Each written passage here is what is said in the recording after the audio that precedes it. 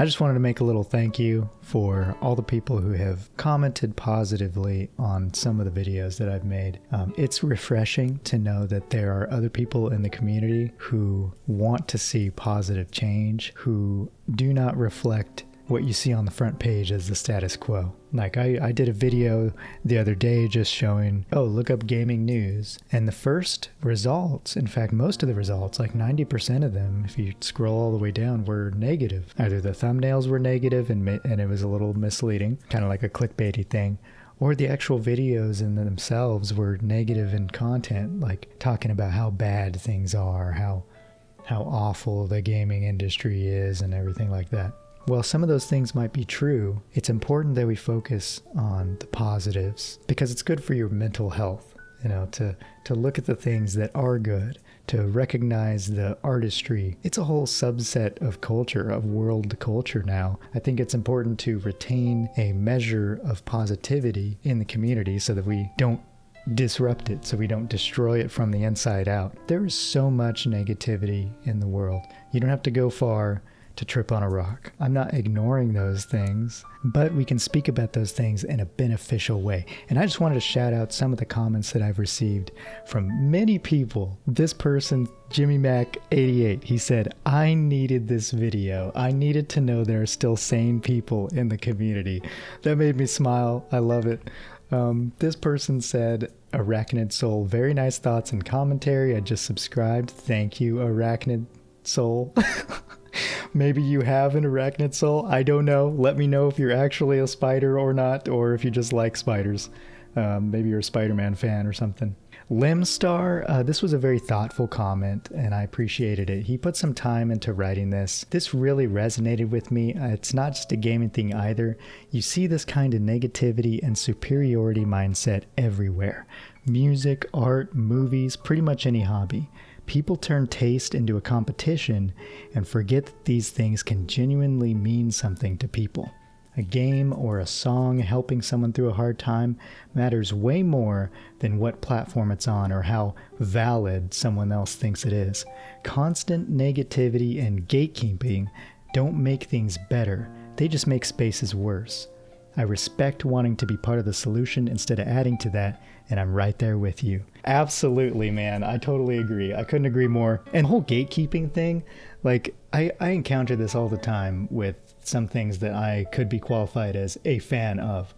Like, I love The Lord of the Rings, and I, contrary to many others, enjoyed the Amazon Prime series. Seeing the first and second age in some parts, the licensed parts on the screen was just so cool. Like, it was great. I think they've done a good job with it. It's not the best show ever. I enjoyed it because I don't want to gatekeep things. Just because they're not the way that I expect them to be doesn't mean they're not enjoyable. And just because it's not good, quote unquote good, it's not the best thing in the world, doesn't mean you can't enjoy it. You don't have to have mile-high standards to enjoy something. But that's not to say someone who destroys an intellectual property through mismanagement should not be looked at critically. Those things should be evaluated. But anyway, thank you, Lemmstar. Did we just become best friends? Shadow of the Colossus is my favorite game. I actually wrote a paper on it in my college English class last semester. I would love to read that paper. If you want to DM me the paper or something, dude, I would love to read it. This comment is also very heartfelt and meaningful. He said, I want to thank you for choosing positivity in such negative times. Granted, there always have been a hell of a lot of negativity in gaming culture, with things like the console wars and misguided hate for games like Wind Waker, etc. But with the ability that social media provides hateful people to spread that hate so loudly, it can feel like people who truly believe games are important and meaningful are all gone. But we're not. You remember in the early days of the internet when there were these deeply passionate communities just sharing their love of things, like websites dedicated to Unreal Tournament, talking about and sharing everyone's favorite guns, levels, songs, and mods, setting up LAN parties, making new lifelong friends? That's what the internet was meant to be.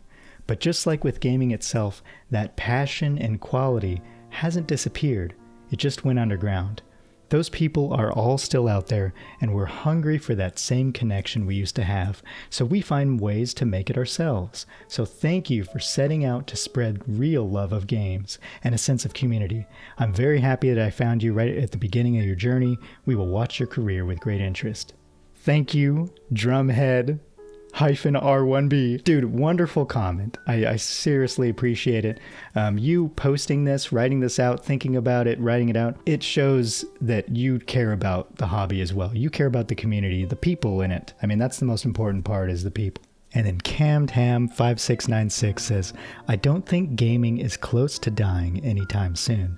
Maybe corpos are freaking out, but indie developers are on fire. I think we've had extremely high quality games coming out every year, especially as developing games become more accessible to us everyday folk. We are on the cusp of a new generation of games, and I'm stoked to see what comes out next.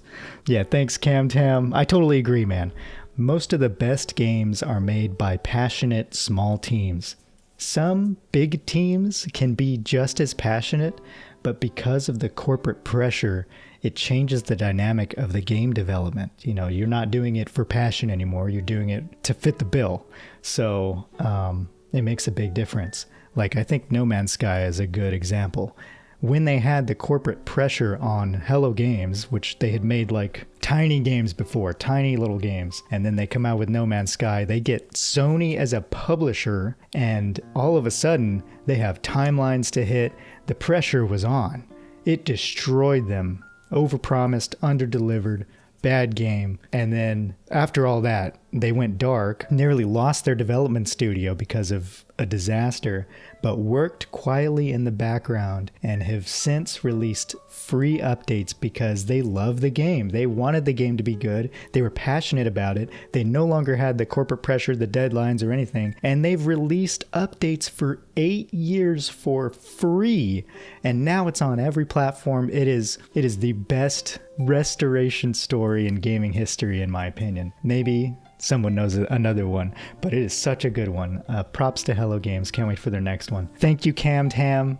Appreciate you, man. And then this person, Enchanti Waterways 7064, said, glad YouTube led me to you. Great job. I'm here for the solution too. So thank you very much. Yeah, I just wanted to appreciate the people who are actually actively making a difference just by posting a positive comment. You know, you are making a difference in the community. So, yeah. Anyway, thanks for being here. Thanks for making a difference. See you next time.